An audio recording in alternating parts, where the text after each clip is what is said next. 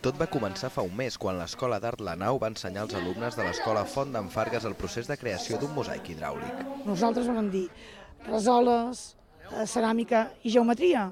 Doncs rajoles simulant les rajoles hidràuliques. O sigui, fent terres que facin d'alguna manera una composició geomètrica. Hi havia 500 rajoles, una per a cada estudiant i també per als professors i personal del centre.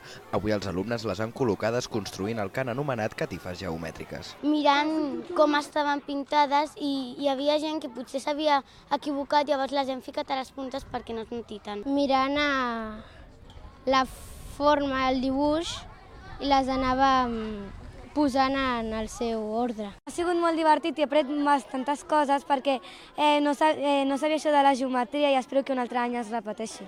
Havien estudiat prèviament el dibuix i han hagut d'anar sincronitzats. L'objectiu de l'activitat era aprofundir en l'aprenentatge de la geometria i potenciar el treball en grup. La individualitat, perquè requereix molta precisió fer la rajola, però si no teníem cada rajola individual, després no podíem construir la catifa.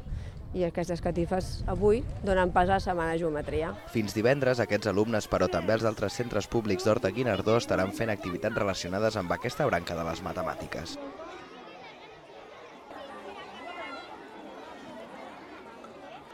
I a la terrassa de Conell, un dia